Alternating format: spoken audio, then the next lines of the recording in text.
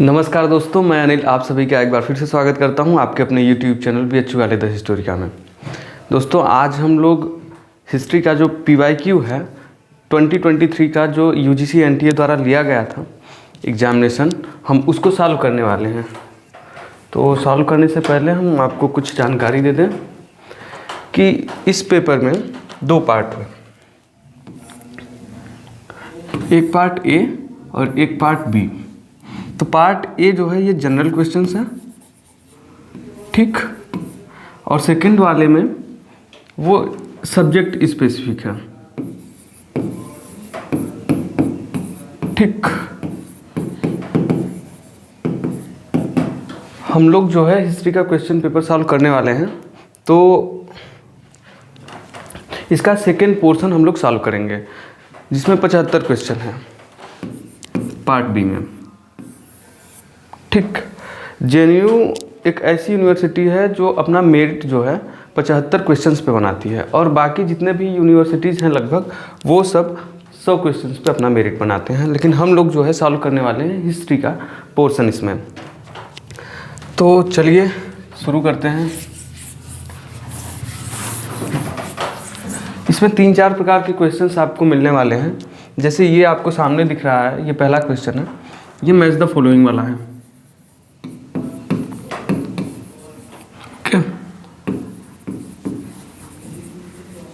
एक तो मिलेगा क्रोनोलॉजी वाला,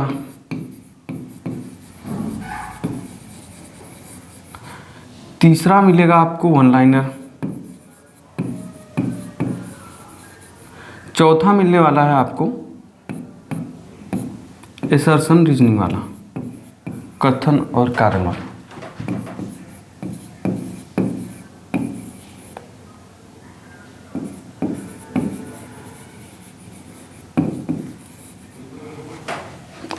और एक मिलेगा आपको, वो सिर्फ एसर्शन वाला होगा, मतलब कथन होगा कि कौन सा कथन, 2-3 कथन दिया होगा, उसमें पूछेगा कि कौन सा कथन सही है और कौन सा कथन गलत है। तो चलिए शुरू करते हैं अपने पहले प्रश्न से। एक मिनट।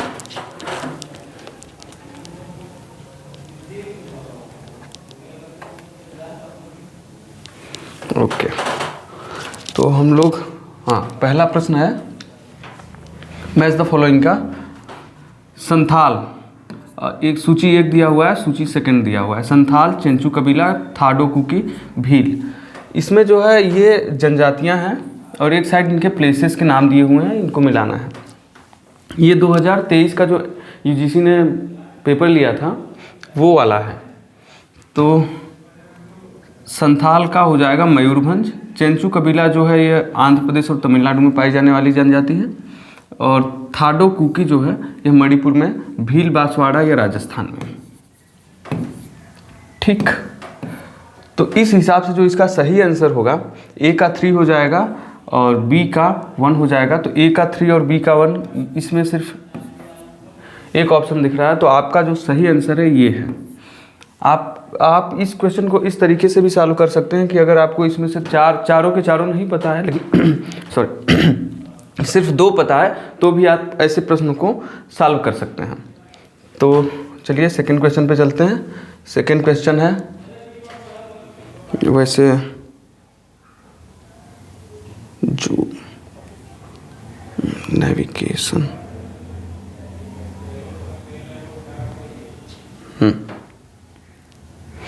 पुर्तगालियों ने किंग चार्ल्स को बम्बई द्वीप दहेज में दिया। ये क्वेश्चन जो है ड्रॉप कर दिया गया था, ठीक। इसके मार्क्स सभी को प्रोवाइड किए गए थे क्योंकि इसमें जो ऑप्शन दिया हुआ है ये सही नहीं है। तो हम लोग देखते हैं कि इसका सही क्रम क्या होगा। ये क्रोनोलॉजी बेस्ड क्वेश्चन है। पुर्तगालियों ने किंग चार्ल्स को बम्बई द्वीप दहेज में दिया, तो यह 1661 में, ठीक। कैथरीन ब्रेगेंजा जो है पुर्तगाल की राजकुमारी थी, उनका विवाह जो है राजकुमार ऑफ, मतलब प्रिंस ऑफ इंग्लैंड के साथ हो जाता है, तो ये दहेज में मिलता है, और बाद में इसे 10 यूरो प्रति वर्ष के हिसाब से ईस्ट इंडिया कंपनी को राजा के द्वारा दिया जाता है। भारत में पुर्तगालियों तथा अंग्रेज़ों के मध्य युद्ध की शुरुआत जो है वह 1611-12 में स्टार्ट हुआ था। थॉमस बेस्ट ने सूरत के पास पुर्तगालियों को हराया था। इसके बाद 1613 में जो है पहली फैक्ट्री का निर्माण किया गया था सूरत में। गोवा, दीव तथा दमन के अलावा पुर्तगालियों ने भारत में अपने सभी क्षेत्र खो दिए थे। यह कब खो दिए थे? 1740 में चौल के युद्ध के बाद। 1739 में लगभग बेसिन वगैरह जो है मराठों से हार चुके थे। थॉमस रो मुगल दरबार पहुंचा तो यह 1615 में। अंग्रेजों ने इंडोनेशिया पर सारे दावे छोड़ दिए तो यह जो है 1667 में। ठीक, एक संधि के द्वारा कि अब वो इंडोनेशिया में किसी भी तरीके का हस्तक्षेप नहीं करेंगे, उन्होंने डचों के साथ ये फैसला किया। ये हो गया आपका सही क्रोनोलॉजी ऑर्डर कि सबसे पहले इसमें जो कौन सी घटना घटती है वह 1611-12 वाली घटती है, इसके बाद 1615 वाली घटती है, फिर 1661 वाली घटती है, फिर 67 वाली, फिर 1740 वाली। तो ये वाला ऑप्शन जो है इसमें दिया नहीं, इसीलिए इसको ड्रॉप कर दिया गया था। अब ये देखना है कि इसमें कौन सा सही होता है। ये कथन है और इसमें से हमको देखना है कि कौन सा सही कथन है। तो प्रथम भारतीय फैक्ट्री एक्ट जो है यह 1881 में पास हुआ, ये एकदम सही है। और यह मुख्यतः बाल श्रम की समस्या पर ध्यान देता था। तो हाँ, यह मुख्यतः बाल श्रम की समस्या पर ध्यान देता था क्योंकि उस वक्त मतलब कि कोई टाइमिंग जो है वो सेट नहीं था कि जो बच्चे हैं कितने वर्ष तक के बच्चे जो है इसमें काम करेंगे और कितने घंटे तक काम करेंगे, तो वो यहाँ पे निर्धारित किया गया। तो यह मुख्यतः बाल श्रम की समस्या पर ध्यान देता था। इसने बच्चों के लिए काम के घंटे निश्चित नहीं किए, नहीं, इसने बच्चों के लिए काम के घंटे निश्चित किए, इसलिए ये कथन गलत है। इसने खतरनाक मशीनों के चारों तरफ बाड़बंदी की व्यवस्था की। हाँ, ये सही क्वेश्चन है, मतलब सही कथन है, क्योंकि उस वक्त तक जो है बड़ी बड़ी फैक्ट्रियों का निर्माण जो हैवी मशीनरीज का उपयोग हो रहा था, चाहे वो क्या कहते हैं कि रेल नेटवर्क्स को बढ़ाने के लिए किया जा रहा हो या फिर मतलब कि लोहे और एल्युमिनियम के कारखानों में कार्य करने के लिए किया जा रहा हो, तो उसमें बाड़बंदी की व्यवस्था नहीं की गई थी तब तक। और अब इस फैक्ट्री एक्ट के बाद जो है उसमें बाड़बंदी की व्यवस्था की जाती है। इसने सभी श्रमिकों के लिए साप्ताहिक अवकाश की व्यवस्था की, तो ये ऐसा नहीं था। तो हमारा ऑप्शन जो है यह ए, बी और डी सही हो जाता है। तो ए, बी और डी इसका फर्स्ट वाला आंसर सही होगा। तो इसमें जो है बच्चों के लिए जो है 12 वर्ष और एक दिन में 9 घंटे से ज़्यादा इनको कार्य पे नहीं लिया जा सकता। ठीक, ये प्रावधान किया गया था और बीच में 1 घंटे का इंटरवल इनके खाने पीने के लिए। तो हम लोग नेक्स्ट क्वेश्चन पे चलते हैं। नेक्स्ट क्वेश्चन है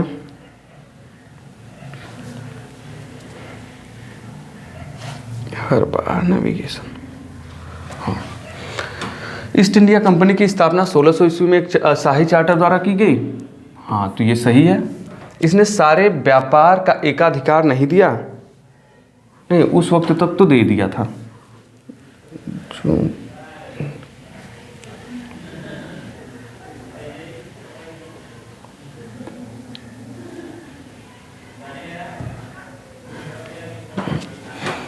कंपनी ने भारत में औपचारिक रूप से व्यापार की शुरुआत पुर्तगालियों से हिसाब बराबर करने के बाद की। हाँ, ये भी सही है। यह नहीं, उस वक्त तक तो दे दिया था, तो इसलिए ये गलत हो गया। यह लंदन के व्यापारियों की एक जॉइंट स्टॉक कंपनी थी। हाँ, तो यह सही है। इसमें बहुत से लोगों के पैसे लगे हुए थे। तो ए, सी और डी, ए, सी, डी कहाँ पे है? थर्ड, ये थर्ड वाला ऑप्शन सही होगा। सौंधार क्या था? सौंधार जो है यह एक कृषि ऋण था।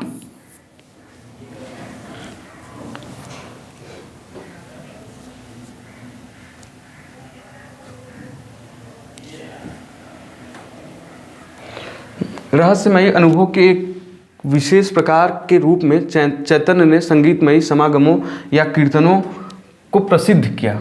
तो यह सही है। वो हरे राम हरे कृष्णा वाला जो कीर्तन है इन्हीं के द्वारा प्रसिद्ध किया गया था। कृष्ण पंथ को पुनर्जीवित करने के लिए चैतन्य ने गया की यात्रा की।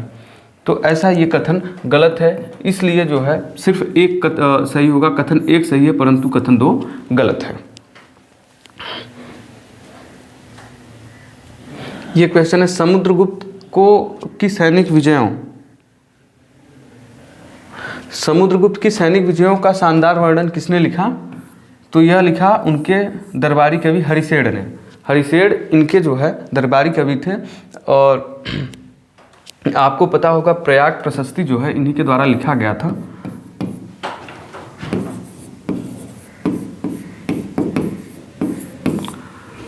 प्रशस्ति का मतलब होता है राज प्रशंसा, ठीक, जिसमें राजाओं की प्रशंसा की जाती है।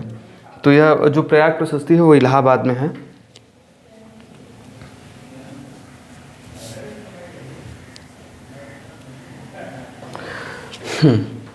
जागीर जैसे आधारों पर बिना किसी पद या बिना किसी बाध्यता के जो क्षेत्र प्राप्त होते थे उन्हें इनाम के रूप में जाना जाता था। ठीक, ये सही है। इनका राजस्व शाही कोष के लिए सुरक्षित था। नहीं, ये गलत है। ये जो है कि इनका राजस्व जो है वो शाही कोष के लिए सुरक्षित था, ये गलत है। तो ये वाला जो है आपका, इनका ये जो राजस्व है शाही कोष के लिए सुरक्षित नहीं था, तो ये जो सही हो जाएगा ए सही है, किंतु आर सही नहीं है।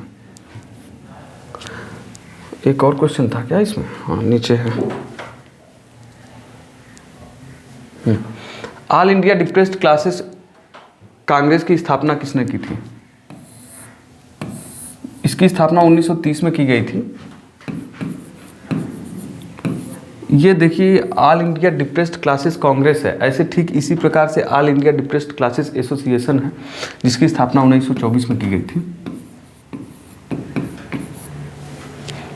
ठीक उसी प्रकार से all India depressed classes federation है, ऐसे ही मतलब कि ऑल इंडिया मतलब 2-3 है जिस पे डिप्रेस्ड क्लासेस का संबंध है, मतलब कि उसमें लिखा हुआ है। तो ये वाला जो है ये 1930 में डॉक्टर B.R. अम्बेडकर के द्वारा इसकी स्थापना की जाती है। अब हम लोग आगे चलते हैं, ये देखते हैं जूम इन।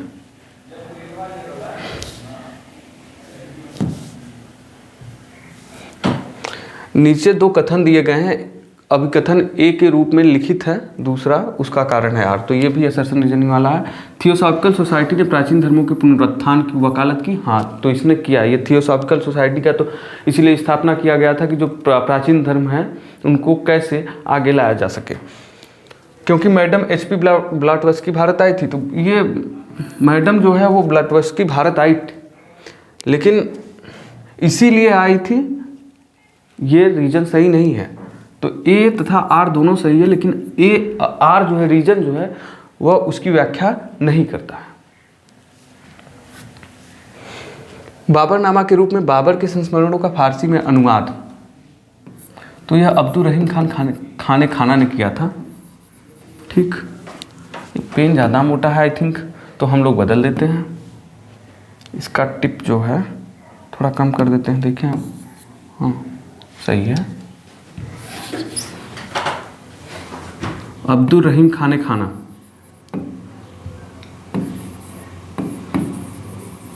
ठीक, तो इसका जो अनुवाद होता है यह 1588-89 में होता है। ओके।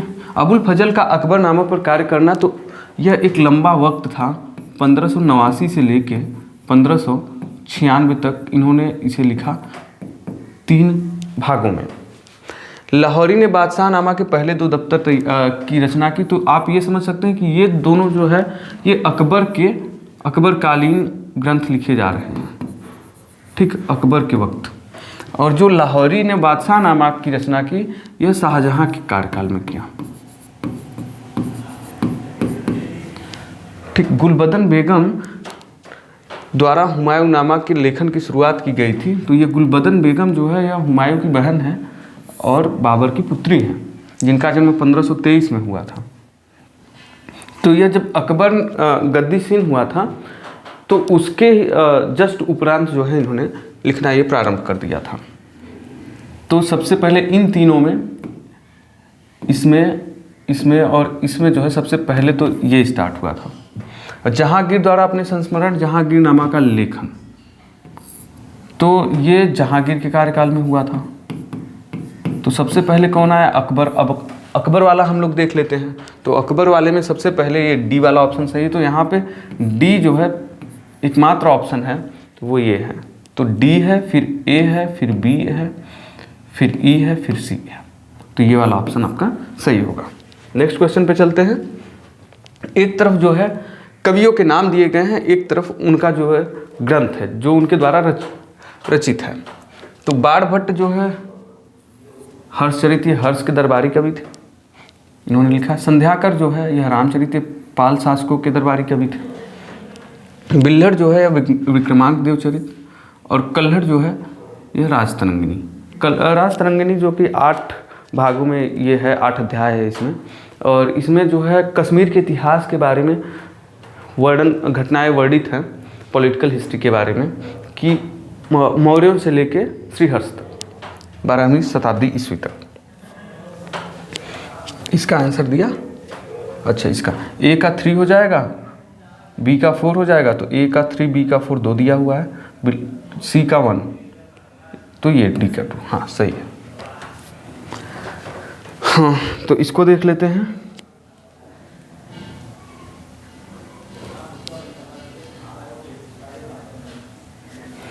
केंद्रीय प्रायद्वीप का शुष्क क्षेत्र होयसल, काकतीय तथा बाद में विजयनगर का गृह क्षेत्र था। हाँ, ये सही है। केंद्रीय प्रायद्वीप जो है होयसल, काकतीय और बाद में विजयनगर का क्षेत्र था, तो यही है। जैसे कि अब ये भारत का मैप हो गया,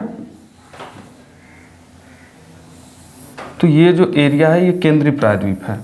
तो जो मतलब कि साउथ इंडिया का पोर्शन है, वहाँ पे होयसल, काकतीय और बाद में विजयनगर का ये गृह क्षेत्र था, तो ये सही है। प्रायद्वीप समाजों के लिए 13वीं शताब्दी में होयसलों तथा काकतीयों के कारण वातावरण युद्धमय था, जहाँ पे बहुत ज़्यादा क्या कहते हैं कि छोटे छोटे राज्य रहेंगे, तो वहाँ पे ये वातावरण जो है वो इन्वायरमेंट युद्धमय रहेगा, ये स्वाभाविक है, तो ये भी सही है।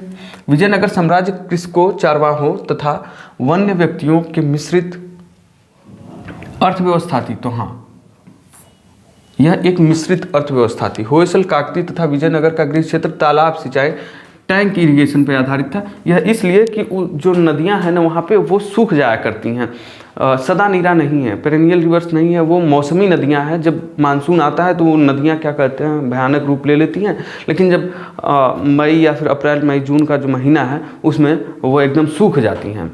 ठीक, गोदावरी, कृष्णा, कावेरी, ये सब नदियाँ वहाँ की मुख्य नदियाँ हैं। उच्च श्रेणी बहुफसली उत्पादन केंद्रीय प्रायद्वीपी का विशेषता था, तो यह नहीं था। उच्च श्रेणी बहुफसली उत्पादन तो वहाँ का विशेषता नहीं था, इसलिए ए, बी, सी और डी ये ऑप्शन आपका सही होगा। इसी में एक और क्वेश्चन दिया है, हम लोग उसको भी देख लेते हैं। तो ये है असर्शन रीजनिंग का। 1858 में भारतीय सेना का सावधानीपूर्वक पुनर्गठन किया गया ताकि अन्य किसी विद्रोह को होने से रोका जा सके। तो ये 1857 का जो विद्रोह था वो अंग्रेज़ों के लिए भयावह था। तो उन्होंने क्या काम किया कि अब ये जो है एक सैनिक विद्रोह भी था कि सैनिकों ने इनके खिलाफ ही विद्रोह कर दिया था। तो उन्होंने इसके लिए जो है सावधानीपूर्वक इसका सैनिक जो क्षमता है ना उसका पुनर्गठन किया, कि जो पहले रेशियो 1:5 था अब वो 2:5 कर दिया इन्होंने। तो यह भारतीय सैनिकों की विद्रोह करने की क्षमता को न्यूनतम करने के लिए किया गया था। तो ये एकदम सही है, दोनों सही है। तो इसका ए तथा आर दोनों सही हो जाएगा। लोग ये बार बार नेविगेशन करना पड़ रहा है ताकि आपको दिखे। हाँ, सुभाष चंद्र बोस बर्लिन में गोएबल्स तथा हिटलर से मिले। तो गोएबल्स और हिटलर से मिले। गोएबल्स कौन था हिटलर का? वो जो प्रचार मंत्री नहीं होते हैं वो गोएबल्स था हिटलर का। उत्तरी अफ्रीका में गिरफ्तार भारतीय उन्हें एक भारतीय लीजन बनाने के लिए सौंप दिए गए। तो वो मतलब कि जो वर्ल्ड वार सेकेंड चल रहा था उस वक्त, तो क्या हुआ कि ये जब गए मिलने के लिए नेताजी उनसे हिटलर से मिलने के लिए गए, तो वहाँ पे जो जर्मन्स ने उत्तरी अफ्रीका में जो हो रहा युद्ध था उसमें जो ब्रिटिश के तरफ से लड़ रहे सैनिक थे उनको गिरफ्तार कर लिया था। वो किनको सौंप दिया? नेताजी, क्योंकि वो एक नया लीजन बनाया। ठीक, नेक्स्ट क्वेश्चन पे। बाद में उन्हीं में से जो है नेहरू और गांधी जो है दल बने। क्या कहते हैं कमांड्स के नाम होता है ना, ये है तेलुगु उपदेशात्मक कविता अमुक्तमाल्यद की रचना कृष्णदेवराय ने की। तो हाँ, एक और इन्होंने किया था कृष्णदेवराय ने, जामवंत कल्याणम। जामवंत कल्याणम ये पूछ देता है कि यह किस भाषा में लिखा गया, तो आप कल्याणम देख के समझ जाइएगा कि यह संस्कृत में लिखा है, ठीक। और ये जो अमुक्तमाल्यद है ये तेलुगु भाषा में लिखा गया है। इसकी रचना विदेशी व्यापार का महत्व दर्शाने के लिए किया गया था, तो यह कथन गलत है, इसलिए केवल ए सही है। ए सही है किंतु आर सही नहीं है। 1605 में सिख मुगल साम्राज्य के बहुत सारे शहरों में नहीं रह रहे थे। मुख्य मुख्य शहर तो अमृतसर और जो पंजाब के निकट वाले क्षेत्र हैं वहां पे तो रहे ही रहे थे ना।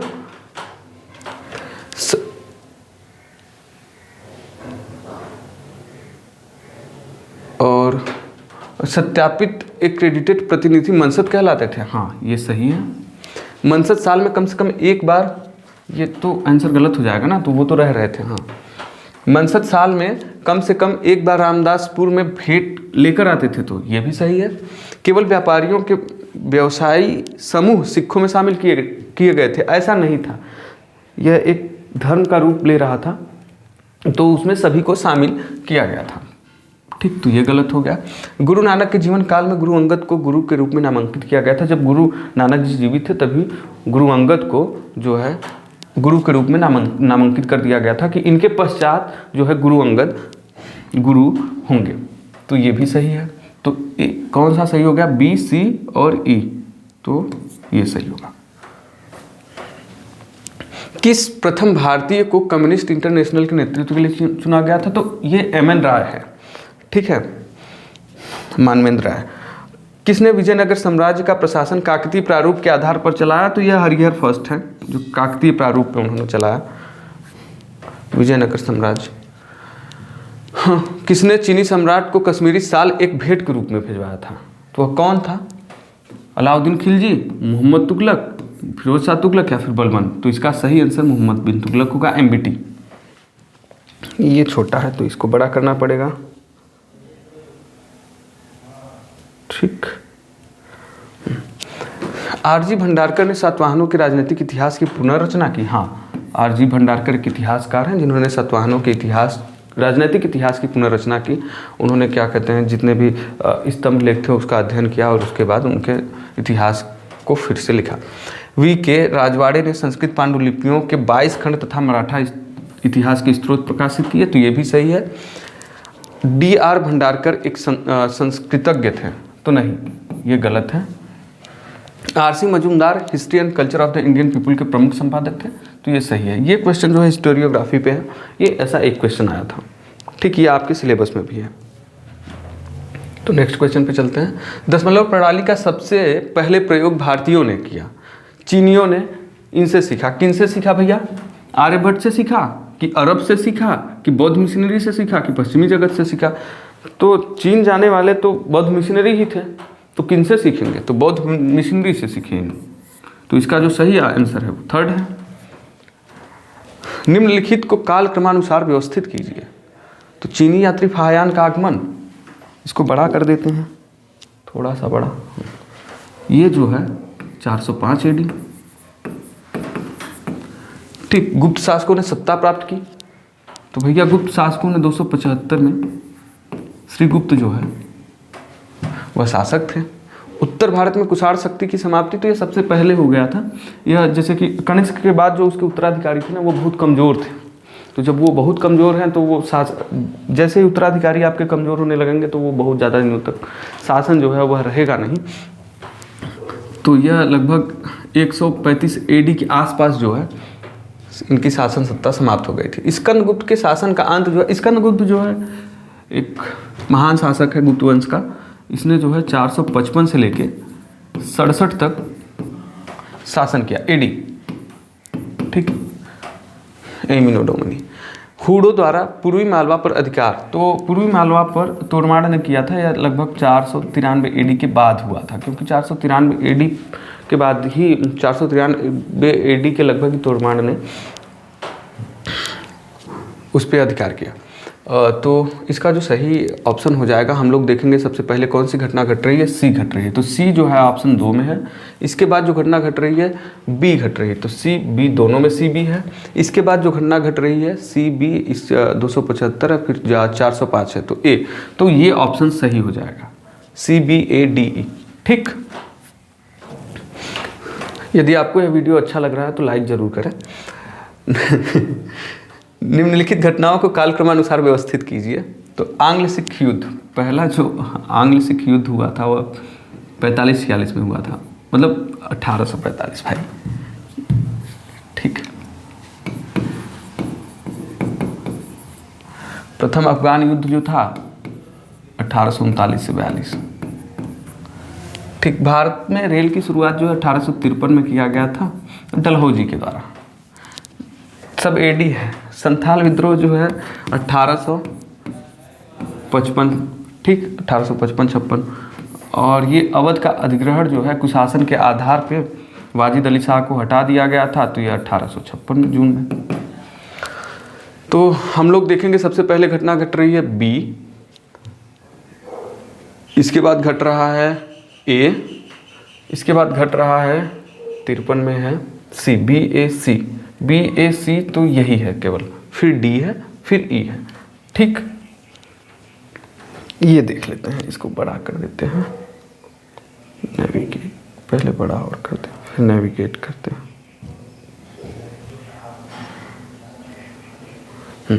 पपेट्स को कठपुतली के रूप में जाना जाता है, तो ये ऐसा नहीं है, ये गलत है, क्योंकि ये जो मैं बता रहा हूँ ये यूजीसी एनटीए ने जो आंसर्स दिए हैं उसके बेसिस पे है। कठपुतली को लकड़ी तथा शीशे से बनाया जाता है, ये सही है। दरबारी कठपुतलीबाज दावा करते थे कि उनकी कठपुतलियाँ जीवित थीं, ऐसा नहीं है, वो कभी दावा नहीं करते थे, क्योंकि वो हाथों से उसको नचा रहे हैं, तो उसका जो खेल हो रहा है तो उनके द्वारा हो रहा है, वो कैसे कह सकते हैं। कठपुतली कला की शुरुआत राजस्थान से हुई, हाँ तो ये भी सही है। मैरियोनेट परंपरा में कठपुतलियों को धागों तथा लकड़ी से संचालित किया जाता है, हाँ ये सही है। तो इसमें जो ऑप्शन बी डी और ई सही है, तो इसका ऑप्शन बी डी ई केवल ये सही है। हाँ, आप लोग कंफ्यूज मत होइएगा, एक चीज़ मैं आपको ये बता दूं, ये जो यहाँ पे आंसर्ड लिख रहा है ना, ये एक कैंडिडेट का जो है कॉपी है, ये मतलब कि जो उन्होंने पेपर दिया हुआ है ये उन्हीं का पेपर है। तो इन्होंने ये ऑप्शन चूजन ऑप्शन यहाँ पे 3 दिखा रहा है, या फिर ये सही भी हो सकता है गलत भी हो सकता है, तो आप इस पर मत ध्यान दीजिएगा। यहाँ पे क्वेश्चन टाइप है और क्वेश्चन आईडी है और उसके ऑप्शंस हैं, तो इस पे आप लोग तनिक भी मत जाइएगा। चलिए, देवेंद्रनाथ टैगोर ने राजा राम मोहन राय की परंपरा आगे बढ़ाई।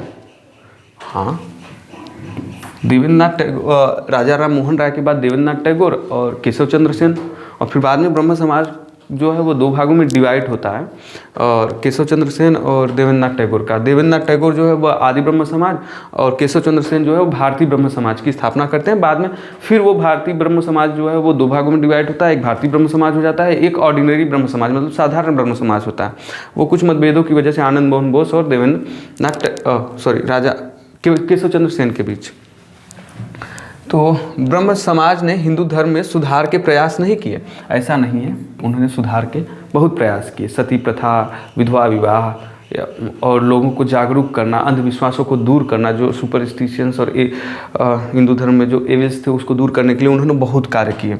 परमहंस मंडली जो कि बम्बई में सुधार किए, हाँ 1849 में इसकी स्थापना होती है, और यह जो है बम्बई और उसके आसपास के क्षेत्रों में धार्मिक सुधार करने का कार्य करते हैं। स्वामी विवेकानंद ने वेदांत को पूर्णतः तार्किक रूप से प्रसिद्ध किया, तो हाँ ये भी सही है, तो ये भी सही है। और रामकृष्ण परमहंस स्वामी विवेकानंद के शिष्य थे, हाँ ये नहीं, ये गलत है, क्योंकि विवेकानंद जो है रामकृष्ण परमहंस के शिष्य थे। तो इसका जो सही आंसर हो जाएगा ए सी और डी हो जाएगा, तो ए सी डी ये 3rd वाला ऑप्शन है। तो चलिए नेक्स्ट क्वेश्चन पे चलते हैं, इसको भी जूम कर लेते हैं। ये देखिए, होमो हैबिलिस का अर्थ है एक कुशल या निपुण व्यक्ति। ठीक, इसका जो अर्थ है ये सही है। ऐसा इसलिए जाना जाता है क्योंकि उसके पास हाथ थे। तो क्या होमो हैबिलिस के पहले जो मनुष्य थे, जो मतलब कि व्यक्ति होते थे, चाहे क्रो मैग्नॉन होते थे, क्या उनके पास हाथ नहीं होता था? हाथ तो होता ही था। तो ये भी सही है, लेकिन ये जो कारण दे रहा है ये कारण सही नहीं है। ठीक, तो ए और आर दोनों सही है, लेकिन आर ए की सही व्याख्या नहीं करता है। वो माइंड के सीसी पे डिपेंड कर रहा था कि इसके पहले कितने सीसी का ब्रेन है।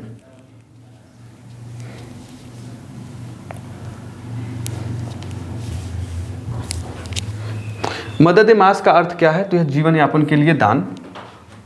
ये इसके बाद हाँ, दिल्ली सल्तनत काल में देहात में आमतौर पर खाद्यान्न को भेजने के लिए कारवानियों द्वारा किया जाता था। ठीक, ये कारवानी होते थे जो खाद्यान्न को लाद के एक जगह से दूसरे जगह मतलब कि भेजते थे। यह शाही गोदाम भरने के लिए होता था। ऐसा नहीं है जहाँ पे मतलब कि शाही गोदाम के लिए ही किया जाता हो। अब किसी गांव में जो है ज़रूरत है, वहाँ पे खाद्यान्न की कमी है, तो वहाँ पे भेजा जाता था। तो ये कारण गलत है। तो ये जो है ए सही है, किंतु आर सही नहीं है। नेक्स्ट क्वेश्चन पे चलते हैं।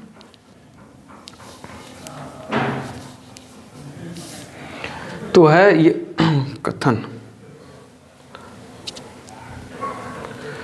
दो कथन दिया गया है। चोल युग में अर्थव्यवस्था की पुनर्रचना में ब्रह्मदेव तथा मंदिर महत्वपूर्ण कारक थे। हाँ, ये बहुत मतलब कि मंदिर और ब्रह्मदेव, जो मंदिर जो है वो आर्थिक, न सिर्फ आर्थिक बल्कि धार्मिक केंद्र हुआ करते थे। ठीक, यह उत्पादकता पर उनके प्रशासनिक तथा कार्य नियंत्रण मतलब का परिणाम था। हाँ, तो यह दोनों सही है। ये इंडिया मीन्स फ्रीडम के लेखक कौन है? तो यह मौलाना आज़ाद हैं, अबुल कलाम आज़ाद। ये क्वेश्चन है, गुप्त काल साहित्य के योगदान के लिए प्रसिद्ध है। अमरकोश किसकी रचना है? थोड़ा बड़ा कर देते हैं, आपको दिख जाए। तो यह अमर सिंह ने अमरकोश की रचना की थी। ये अहमदनगर के बुरहान निजाम की मृत्यु के बाद चांद बीबी ने तीसरा गुट बना लिया। हाँ, ठीक है, ये तीसरा गुट जो है बना लिया था। चांद बीबी शाहजहां के समकालीन थी? नहीं, वो अकबर के समकालीन थी। ठीक, तो कथन एक सही है और दो गलत है। यहाँ पे जो है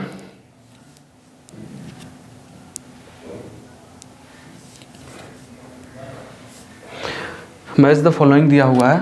तो रुपया जो है एक रजत सिक्का होता था 178 ग्राम का। ठीक, दाम जो है यह तांबा का सिक्का होता था और 1 रुपया बराबर 40 दाम होता था। ठीक, असरफी जो है वो स्वर्ण सिक्कों को कहा जाता था। बड़े व्यापारी इसी असरफी में लेन देन किया करते थे। अधेला जो है वह आधा दाम होता था। ठीक, 1 दाम बराबर 2 अधेला, जो कि वो भी तांबे का ही होता था। ओके, तो इसका हम लोग देख लेते हैं। ए का 2 हो जाएगा, ए का 2 3 में दिया हुआ है। बी का 4 हो जाएगा, तो ए का 2 बी का 4 केवल 1 दिया हुआ है, तो ये सही हो जाएगा। सी का 1 और डी का 3। अब देख लेते हैं, माधोजी सिंधिया की 1794 में मृत्यु हो गई तथा उसका उत्तराधिकारी था, तो उनका उत्तराधिकारी दौलत राव था। किसान मोर्चे पर हुए तीव्रगामी विकास क्रमों का परिणाम इसकी स्थापना था। जो किसान मोर्चे पर जो तीव्रगामी विकास हो रहे थे उसका एक परिणाम था लखनऊ में अखिल भारतीय किसान सभा, जो स्वामी सहजानंद सरस्वती द्वारा, स्वामी सहजानंद, ये बिहार के थे, सहजानंद।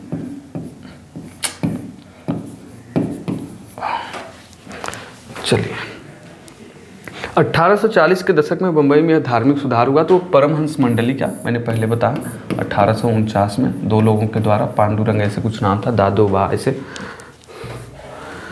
जागीर, अच्छा ये मिलाना है ना, मैच द फॉलोइंग है, इसको थोड़ा बड़ा कर देते हैं। जागीर, दीवान, देश पांडे, फराज खाना। तो पहले चीज़ तो ये, इसमें से अगर आपको कुछ ही 1-2 पता है तो वहाँ से इस आंसर को सॉल्व किया जा सकता है।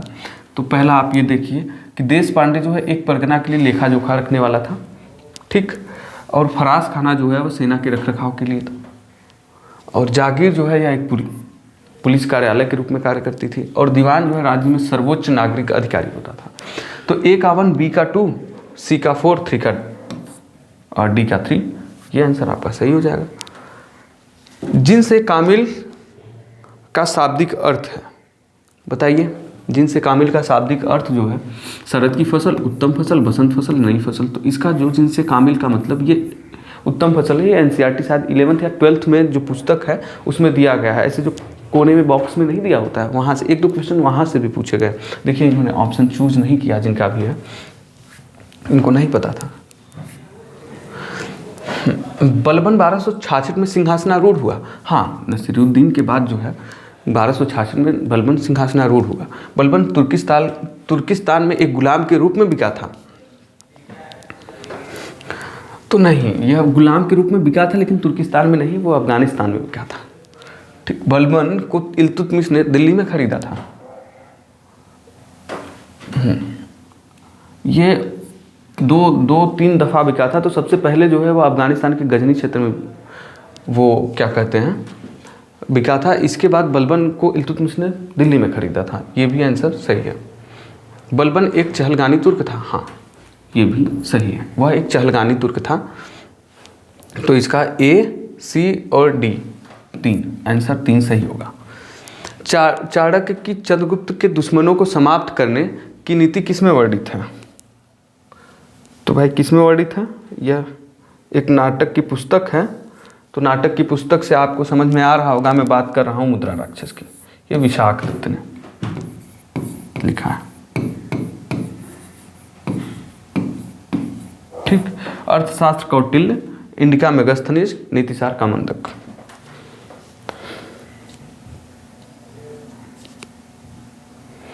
किस युद्ध के बाद कंपनी के भारत के साथ व्यावसायिक संबंधों में व्यापक गुणात्मक परिवर्तन आया? तो वह जो है प्लासी के युद्ध के बाद हुआ, क्योंकि अब जो है कोई कर वगैरह तो देना नहीं था। तो अब बिना कर के जो है, और कोई रोक टोक नहीं था, जैसे राजनीतिक रोक टोक वाली बात थी, अब वो तो रही नहीं। तो इसलिए जो है गुणात्मक परिवर्तन आया, दिन दूना रात चौगुना वाला। तो चलिए नेक्स्ट क्वेश्चन पे चलते हैं। ये वाला क्वेश्चन जो है, हाँ, मार्शल ने मोहनजोदड़ो का उत्खनन किया। कब किया भाई? सबसे पहले तो हड़प्पा का हुआ था 1921 में। ठीक है, डी.आर. साहनी के द्वारा, तो 1921 में। और मार्शल जो है, मार्शल मोहनजोदड़ो को वैसे पहले उत्खनन हो गया था, लेकिन मार्शल ने किया था उसे 1931 में। वत्स ने हड़प्पा का उत्खनन किया, वह 1940 में किया। देख रहे हैं। अब कनिघम को एक हड़प्पा की मुद्रा मिली थी, तो वह 1853 में मिली थी, जिसपे इन्होंने अपना एक रिपोर्ट बनाया था। तो ऐसे हम देखते हैं इसका कौन सा क्वेश्चन आंसर सही होगा। ए का 2, बी का 3, सी का 4। ए का 2, बी का 3, सी का 4, डी का 1। तो ये वाला आंसर सही हो जाएगा। हम लोग आगे चलते हैं और देखते हैं कि निम्नलिखित में से कौन सा एक जटिल शिकारी समाज था? मध्य पाषाण काल, पूर्व पाषाण काल, ताम्र पाषाण युग या फिर नव पाषाण युग। जटिल शिकारी समाज जो है वो नव पाषाण युग था। गार्डन चाइल्ड ने नव पाषाण युग को न्यू एज रिवॉल्यूशन भी कहा है। ठीक, नवकाल क्रांति भी कहा है। तो इसमें क्या होता है कि अभी तक पुराने पाषाणों से इसमें क्या कहते हैं कि हंट किया जाता था, लेकिन अब नव पाषाण युग में जो पत्थर थे, जो पाषाण थे, उनमें तकनीकी का प्रयोग करके अब जानवरों का हंट किया जाता था। मुगल कालीन भारत में पांडुलिपि बनाने के केंद्र को इस नाम से जाना जाता था। किस नाम से जाना जाता था भाई? फील खाना, सुतूर खाना, फरस खाना या फिर किताब खाना? तो किताब खाना के नाम से जाना जाता था। ये भी एनसीईआरटी के बुक से है। ये थोड़ा बड़ा कर देते हैं। वैदिक ग्रंथ, संगम साहित्य, बोलचाल की भाषा के रूप में प्राकृत और राजकीय भाषा के रूप में संस्कृत। ठीक, तो अब हम जानते हैं कि संस्कृत का प्रश्रय किसने दिया सबसे ज़्यादा? वो गुप्तों ने दिया। तो 4वीं शताब्दी ईस्वी। ठीक, बोलचाल की भाषा में के रूप में प्राकृत, तो यह 300 ईसा पूर्व के आसपास, क्योंकि आप देखेंगे जो मौर्यों का कार्यकाल है वहाँ पे जो बोलचाल की आम भाषा है वो प्राकृत है, लिपि ब्राह्मी है। ठीक, संगम साहित्य जो है यह 300 ईस्वी से लेके 600 ईस्वी तक, 300 ईसा पूर्व से लेके 600 ईस्वी तक चला। और वैदिक ग्रंथ जो है वो 1500 से लेके 500 ईसा पूर्व। ठीक, वैसे वैदिक ग्रंथ का जो लेखा जोखा मिलता है वह उत्तर वैदिक काल में वो लिखे जाते हैं। तो चलिए इसका आंसर देख लेते हैं। ए का 3 हो जाएगा, बी का 1 हो जाएगा, तो ए का 3 और बी का 1 केवल ये दिख रहा है, सी का 2 एंड डी का 4। तो आपका 3 आंसर सही होगा। ये थोड़ा छोटे में है तो इसको हम बड़ा कर देते हैं। निम्नलिखित में से वह चौहान शासक कौन था जिसने कवियों तथा विद्वानों को संरक्षण दिया, अजमेर में एक संस्कृत महाविद्यालय तथा अन्ना सागर झील एवं अनेक सुंदर मंदिर बनवाए? तो यह विग्रहराज था। ठीक, अब हम नेक्स्ट क्वेश्चन देख लेते हैं। ऐसे वन लाइनर क्वेश्चंस भी आए हैं, आप देख सकते हैं, लगभग 10 या 12 क्वेश्चंस जो है वन लाइनर। ऋग्वेद में मवेशियों को संपत्ति के समानार्थक समझा जाता था। एक संपत्तिशाली व्यक्ति को कहा जाता था, जिनके पास सबसे ज़्यादा गाय या फिर सबसे ज़्यादा मवेशी होते थे वो संपत्तिशाली कहा जाता था। तो अब जिसके पास सबसे ज़्यादा है उसको क्या कहा जाता था? उसको कहा जाता था गोमत। ठीक, अच्छा ये क्वेश्चन इसमें इधर से होगा, इधर से, यहाँ से भी हो सकता है। बौद्ध ग्रंथ इंगित करते हैं कि राजा द्वारा ब्राह्मणों को भू अनुदान दिए जाते थे। इन भूमियों को क्या कहा जाता था? शासन, ब्रह्मदेव, गामा, वाणिपथ। तो इनको क्या कहा जाता था? इनको कहा जाता था ब्रह्मदेव। ठीक, अच्छा 2 है, तो इसका आंसर सही होगा 2।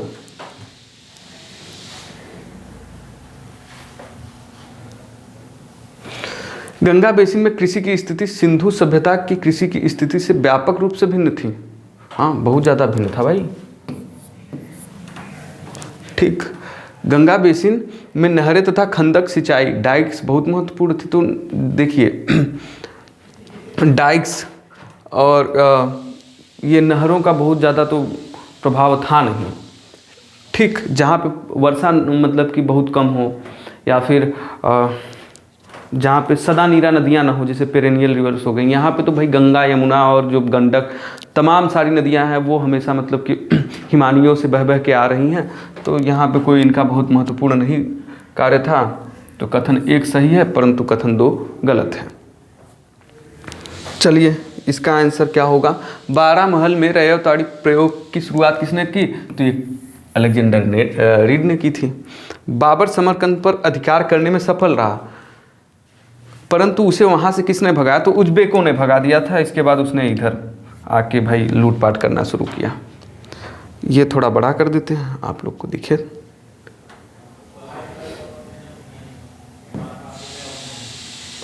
हाँ, मानसून ने भारतीय इतिहास में महत्वपूर्ण भूमिका अदा की। ये सही है। मानसून जो है, अब जैसे कोई युद्ध हो रहा है और वो बारिश में युद्ध तो नहीं लड़ा जा सकता है ना, या फिर बहुत ज़्यादा ठंडी है, हाथ ठिठुरे हुए हैं, तो सैनिक कहाँ से युद्ध लड़ेंगे? तो मानसून जो है भारतीय इतिहास में महत्वपूर्ण भूमिका अदा करता है। आपको पता है बार्थोलोमेओ डियाज जो 1588 में पुर्तगाल से चला था यहाँ पे आने के लिए, वो केप ऑफ गुड होप पर रुक गया था। उसका पहले नाम केप ऑफ स्टाफ था, लेकिन जो वहाँ का राजा था हेनरी, जब उसने उसको अपना विवरण बताया तो उसने कहा कि वो कम से कम हमें तो ये भी नहीं पता था, लेकिन अब तो हमें यहाँ तक पता है कि वहाँ तक हम पहुँच सकते हैं। तो उसने उसका नाम केप ऑफ गुड होप रखा, जो मतलब कि साउथ अफ्रीका का साउदर्न पार्ट है। ठीक, तो वो वापस इसलिए लौट गया था क्योंकि वहाँ पे उस वक्त क्या कहते हैं मानसूनी प्रतिक्रिया चल रही थी और बहुत ज़्यादा बारिश हो रहा था, बहुत ज़्यादा क्या कहते हैं लहरें वो बहुत आवेशित थी। ठीक, तो देख लीजिए कि जो 1488 के बाद सीधा फिर 1498 में 10 साल लेट हो गया। तो इस हिसाब से मानसून की खोज ने भारत को व्यापार करने तथा पश्चिमी एशिया एवं भूमध्य क्षेत्रों के साथ सांस्कृतिक संबंध स्थापित करने में समर्थ बनाया। ये भी सही है, तो इसका दोनों का आंसर सही हो जाएगा। चलिए हम नेक्स्ट क्वेश्चन पे चलते हैं। कुटुम्बिन इसके समक्ष था। कुटुम्बिन जो जैसे कि घर का मुखिया होता था ना, उसको कहते थे कुटुम्बिन। तो यहाँ पे गृहपति को भी कुटुम्बिन कहा। मेगास्थनीज ने इंडिका का लेखन किया। हाँ, मेगास्थनीज ने इंडिका का लेखन किया। मेगास्थनीज जो है ग्रीक एम्बेसडर था जो चंद्रगुप्त मौर्य के दरबार में आया था। The Periplus of the Erythraean Sea Sanskrit भाषा में लिखी गई है। नहीं भाई, इसको लिखने वाला जब विदेशी है तो संस्कृत भाषा में कैसे लिखेगा? वो भी at that time 3rd century BC। Naturalist Historia Greek भाषा में लिखी गई है? नहीं, ये लैटिन में लिखी गई है। और इसके किसने इसको लिखा है भाई? प्लिनी ने लिखा है। क्या? और जियोग्राफी ग्रीक भाषा में लिखी गई, हाँ ये सही है, इसको टॉलमी ने लिखा है। ठीक, तो इसका ए और बी सही होने वाला है। चलिए नेक्स्ट क्वेश्चन पे चलते हैं, इसको थोड़ा बड़ा कर देते हैं। किस अधिनियम ने, अच्छा ज़्यादा बड़ा हो गया क्या, ये छोटा सा है। किस अधिनियम ने बंगाल, लो भाई, किस अधिनियम ने बंगाल, मद्रास तथा बंबई में सीमित स्थानीय स्वशासन की शुरुआत की? तो वो शुरुआत थी इंडियन काउंसिल एक्ट 1861 के बाद कि हाँ स्थानीय स्वशासन होना चाहिए। तो इसके बाद क्या कहते हैं, सबसे पहले स्थानीय स्वशासन जो लागू होता है वह 1867 में जो है मद्रास में लागू होता है।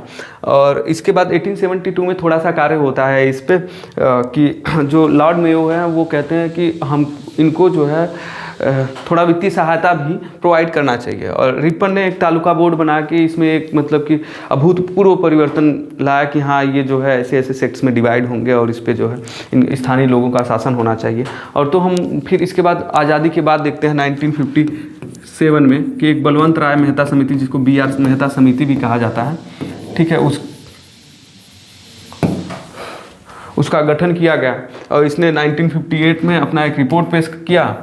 और इसके बाद 1959 में नागौर जिले में पहली बार जो है PT नेहरू ने, पंडित जवाहरलाल नेहरू जी ने इसका उद्घाटन किया।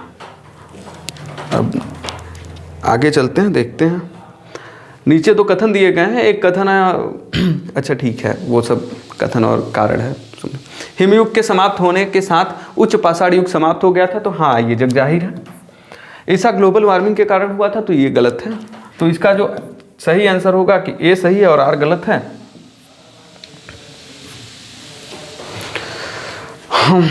ये वाला क्वेश्चन जो है नेविगेशन 6वीं शताब्दी ईसा पूर्व का सबसे प्रभावशाली सिद्धांत था। सबसे प्रभावशाली सिद्धांत था वो आजीवक था। इसके जो प्रवर्तक हैं वो मोक्खलीपुत्र गोसाल हैं।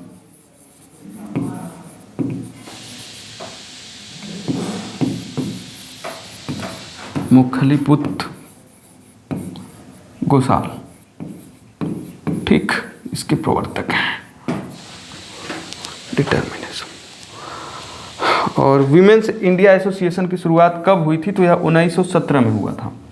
ठीक, निम्नलिखित में से कौन एक स्त्री शिव भक्तिनी है? शिव भक्तिनी थी,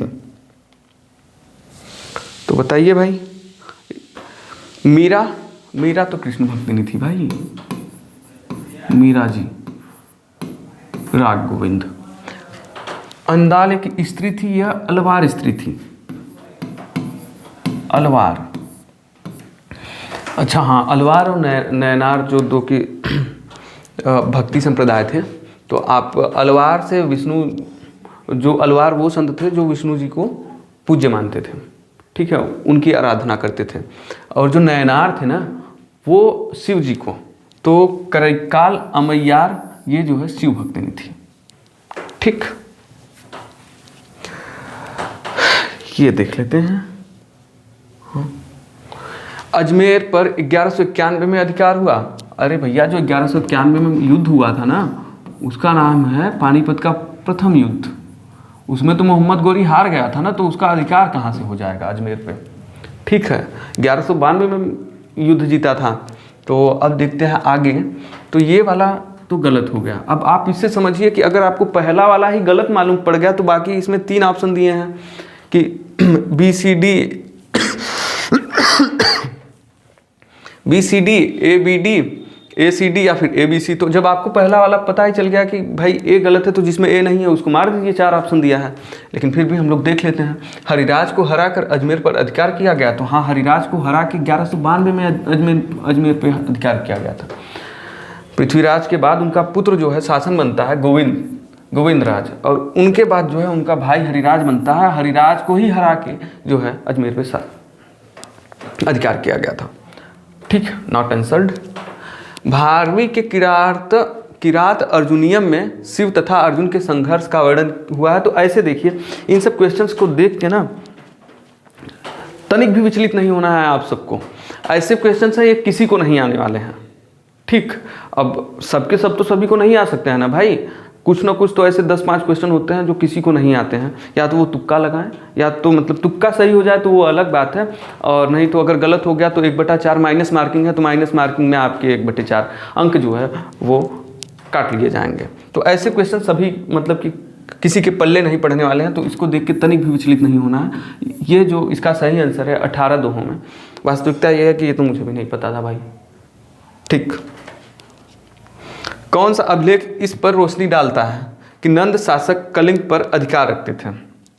नंद शासक कलिंग पर अधिकार रखते थे, कौन सा अभिलेख है?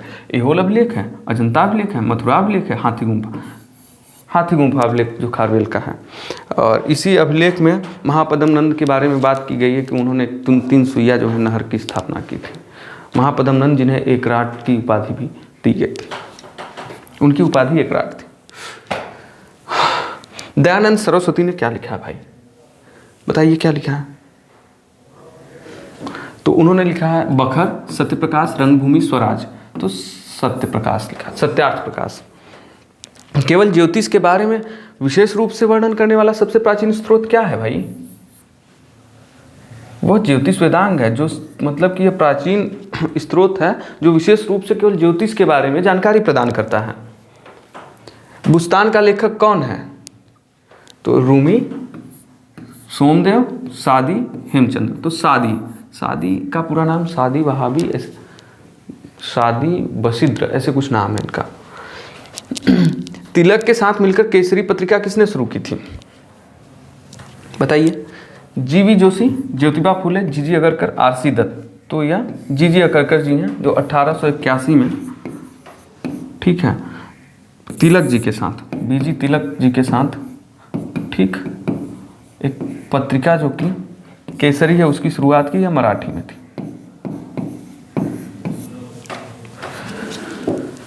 किसके शासनकाल के साथ चोल साम्राज्य का वास्तविक महानता की शुरुआत होती है? उत्तम चोल, अरुमौलीवर्मन, या फिर सुंदर चोल, या फिर अरिंजा। तो अरुमौलीवर्मन, इनको जो है राजराज फर्स्ट कहा जाता है, ठीक। इनका कार्यकाल 985 से 1014। सबसे महानतम शासकों में से एक इनको भी माना जाता है। राजराज फर्स्ट और राजेंद्र चोल जो है, ये दोनों सबसे महानतम शासक थे चोल वंश के, ठीक। मीमांसा का शाब्दिक अर्थ क्या है? मीमांसा का शाब्दिक अर्थ है लॉजिक एंड इंटरप्रिटेशन, मतलब करने की जो कला है, लॉजिक एंड इंटरप्रिटेशन करने की जो कला है, उसको तर्क तथा व्याख्या करने की कला को मीमांसा कहा गया।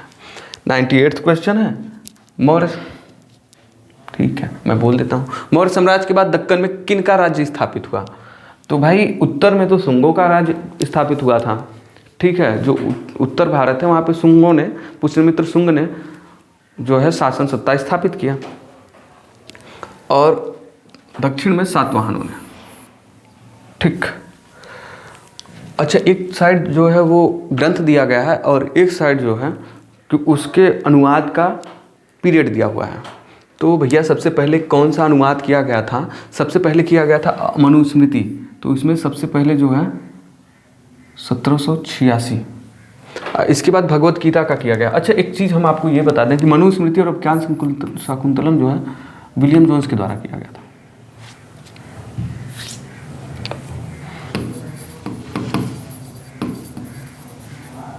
विलियम जोन्स, ठीक, ये अनुवाद किए थे। तो मनुस्मृति का 1776 में हुआ था, अभिज्ञान शाकुंतलम का 1789 में हुआ था, ठीक। भगवत गीता का 1785 में हुआ था। अर्ली हिस्ट्री ऑफ इंडिया के लेखक जो हैं ये हैं विंसेंट आर्थर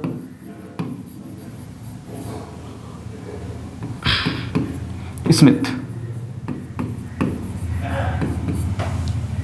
जिन्होंने तुलना किया था यार, समुद्रगुप्त जो है वह नेपोलियन के बराबर हैं। भारत का नेपोलियन समुद्रगुप्त। तो ये, तो आप मिला लीजिए, ए का 3 कहाँ पे है? बी का 1 कहाँ पे है, तो ए का 3 बी का 1 2 दिया हुआ है, सी का 2, हाँ सही है, ये रहा। अच्छा कोई और है? सही। ये अंतिम क्वेश्चन है, देख लेते हैं इसको भी। अब्दुल्ला, बदायूनी, बर्नी, सिज्जी, ये लेखकों के नाम है। उनके एक साइड में जो है सूची सेकंड जो दिया गया है वह है उनके पुस्तकों का नाम। तो बताइए भाई, अब्दुल्ला, अगर आपको 2 ही पता है ना तो भी आप कर सकते हैं। कैसे, देखिए, बर्नी ने तारीख फिरोज शाही लिखी है और बदायूनी ने मुंतखाब अल तवारीख। अच्छा, मुंतखाब से याद आया, मुंतखाब का मतलब ये होता है कि जैसे किसी का आलोचना, तो ये पुस्तक जो है आलोचनात्मक पुस्तक है मुंतखाब अल तवारीख। ये किसके समकालीन थे बदायूनी? ये अकबर के समकालीन थे और ये हमेशा अकबर का आलोचना ही करते रहे। ठीक है, इन्होंने तौहीद इलाही की क्या कहते हैं मजहर का, इन सब का आलोचना किया। इनके पुस्तकों से ये आपको पता चलेगा। और ये वो तो यहाँ तक कि अकबर को काफिर मानते थे। तो सिज्जी जो है वो फवाद अल फवाद का है, अब्दुल्ला का तारीख दाऊदी है। मुंतखाब मतलब कि एक आक और आलोचनात्मक पुस्तक है, जैसे मुंतखाब उल तवारीख, मुंतखाब लुबाब, ठीक है, खफी खाका। तो इसका जो देख लेते हैं, ए का 2 कहाँ पे है भाई? ए का 2 2 दिया हुआ है, बी का 3, ए का 2 बी का 3, तो ये हो गया, सी का 1 डी का 4। ठीक, अब इसके बाद तो कुछ नहीं है। ये रहा आपका क्वेश्चन पेपर जो 2023 में पूछा गया था हिस्ट्री का। तो आप सब जो है इसको सॉल्व कर लीजिए और इसी के बेसिस पे थोड़ा तैयारी कीजिए। और अगर आपको यह वीडियो अच्छा लगा है तो कमेंट मार दीजिएगा भाई, और अगर आप इस चैनल पे नए हैं तो सब्सक्राइब भी कर लीजिएगा। वैसे हम लोग प्रैक्टिस सेट का एक सीरीज़ लाने वाले हैं, जल्द ही लाएंगे, तो आप लोग ज़रूर जुड़िएगा। वो जब आप सब्सक्राइब किए रहेंगे तो आपको पता चल जाएगा कि वीडियोस कब आ रहे हैं। ओके, तो बहुत बहुत धन्यवाद आप सभी का इतना देर देखने के लिए। चलिए मिलेंगे अगली क्लास में।